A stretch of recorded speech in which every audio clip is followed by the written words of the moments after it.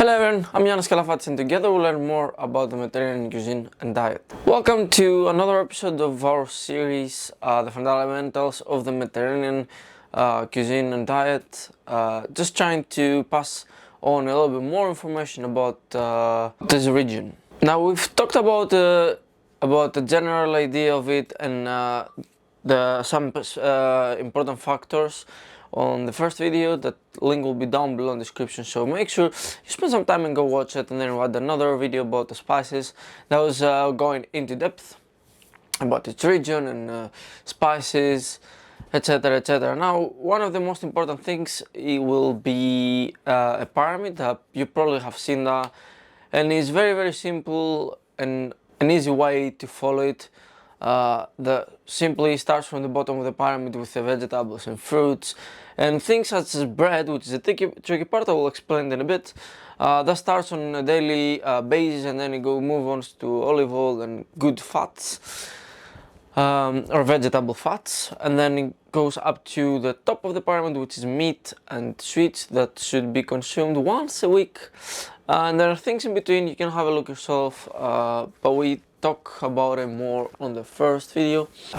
Now one thing that I said earlier, it says bread and grains on a daily basis. Now here, that's the thing I want you to think about.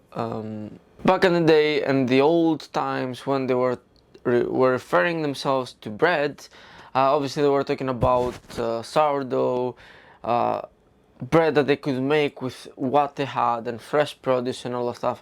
Anymore you see really cheap bread and white bread that not only doesn't do anything to your health, it actually hurts it.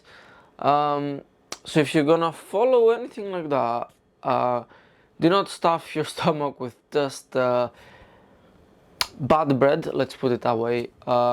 If you're gonna follow it, you should do it properly, otherwise don't do it at all, and just stay on vegetables and things you can actually have on your daily life. Yeah, it's just an advice not to ruin your diet. Okay, another information to pass on. So today we'll be talking about most of the herbs that we use in the Mediterranean region. Most of them will be overlapping with spices, because most of the spices come out of they're either the seeds of some herb. So I might have talked about it on the previous episode that was about spices, but we use it as a herb from time to time, depending on the purpose. Because not only we were using, at least in Greece and the other actually countries, not only we were using herbs for cooking, but they play a really important role on the medicinal and pharmaceutical reasons. So first and most important, at least around Greece. Now in other countries they don't use it as much. However, I think it's the one that is most popular around my region, around my country, within the region. That is oregano. It can be used both dry or fresh. Slightly harder to find it fresh worldwide, so you've probably come across as a dried. It belongs to the family of mints, and you're probably gonna see it less in the southern countries like Egypt, and they have a really hot climate. Then we'll move on to basil. Now basil, you can find it in Central Africa or Southeast Sea, or even worldwide. Now there are different varieties of basil, and a really important one is the Greek basil. That is it has slightly smaller leaves, and it's a bit more sweet in flavor. It belongs to the family of mints, and is used in most of the region. Now we will talk about spearmint, which is just another variety of mint, which we'll talk separately later. The reason I've included is because even if it's just a variety of mint, it plays a very important role and is used in a lot of recipes. It's a sweeter version of mint, also referred as garden mint or lamb mint. is native to Europe and Southeastern Asia. Then we move on to thyme.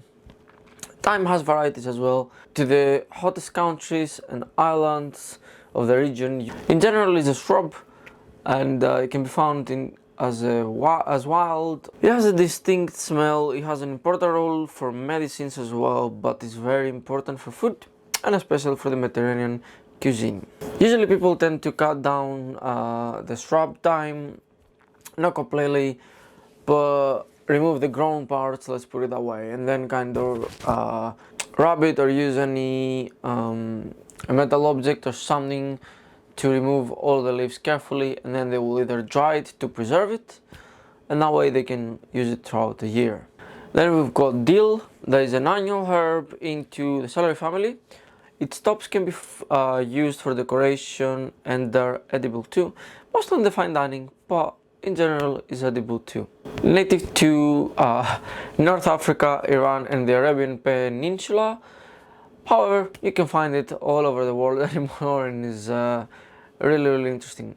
Previously we talked about spearmint, but mint, it has different varieties as well that can be controlled, so you can literally create a variety of mint with other flavors. It's best planted or it's at its freshest during spring. So mentha is a genus of plants in the family of mentha. Sage. Sage or Salvia officinalis, it belongs to the family of mint. It's an evergreen shrub with woody stems and blue to purplish flowers that are edible. It's native to the Mediterranean region, and it has a very special flavor or distinct aromas. Savory, quite aromatic, used commonly worldwide, and winter savory can be found with a more bitter flavor. Marjoram. Marjoram is quite popular, and it can replace oregano as it belongs into the same family. It's not the same. Marjoram is slightly bitter, but it's nice as well. It's a cold sensitive perennial herb that usually replaces oregano, as we said, in the colder countries. The undershrub has sweet pines with citrusy flavors, and it has important role for pharmacy and medicines. Next, rosemary. It is also called Salvia rosmarinus, a shrub with fragrant evergreen needle-like leaves and some beautiful edible flowers. Native to the Mediterranean region. Lavender.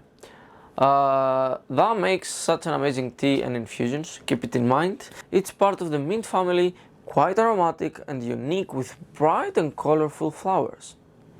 It can be found in most places around the world, or it will be imported as dried. Tarragon. It's also called estragon, and it has a unique taste into cooking. Now for today we don't have the actual fresh herbs with us. It would take a lot, and I'm into moving flats actually, so I'll not be able to use them and I don't want to waste them. So we'll see some of them dried, and then I'll provide some beautiful pictures just to get an idea. Now the herbs we talked so far are about the whole region. Now Montenegro got some special ones that are not exactly herbs, it's like a mixture of herbs, and that will be Esiac tea, mainly made from burdock root, sip sorrel, slippery elm bark, and Turkish rhubarb. And as the name suggests, that makes an amazing tea. Then we've got Gymnema sylvester Kives, a perennial woody vine native to Asia, Africa and Australia that can be used for medicine and cooking. Lastly, we've got Sursop graviola leaves, usually used for infusion or to make tea, very common for medicine. Now, additionally, we've got some herbs that you'll find them mostly like spices rather than the plant, which is cumin. We talked about it in depth into the previous video that was the fundamentals of Mediterranean cuisine spices, so make sure you go click on it because there are a lot of details about it. I don't want to overlap it. And then we've got garlic. Garlic is the actual root of the herb, but you got the top green part that can be used, and you can also get fresh garlic that makes a beautiful pesto. But you can add it in different other recipes. There are just so many of them. Then we've got chives. You can find it throughout the region.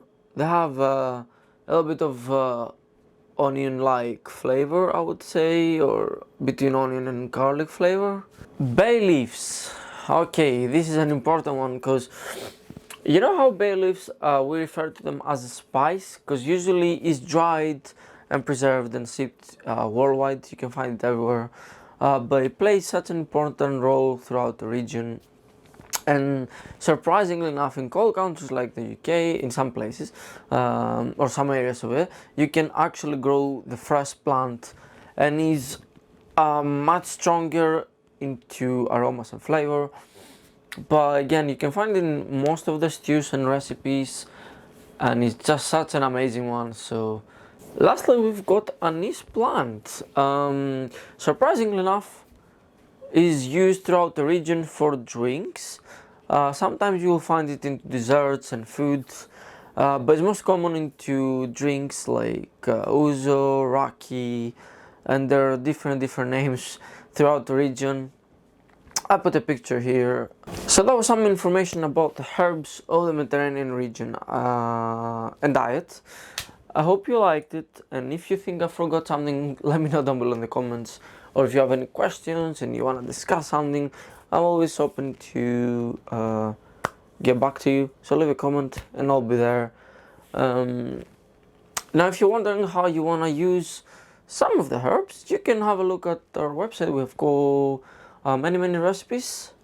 For now, most of them are Greek, but we will expand slowly. And you can also subscribe, press the red button that is found down below to get notified for future videos and watch how to make those recipes that we've got on our website. Thanks so much for watching, and I will see you on the next episode of this series. Have a good one.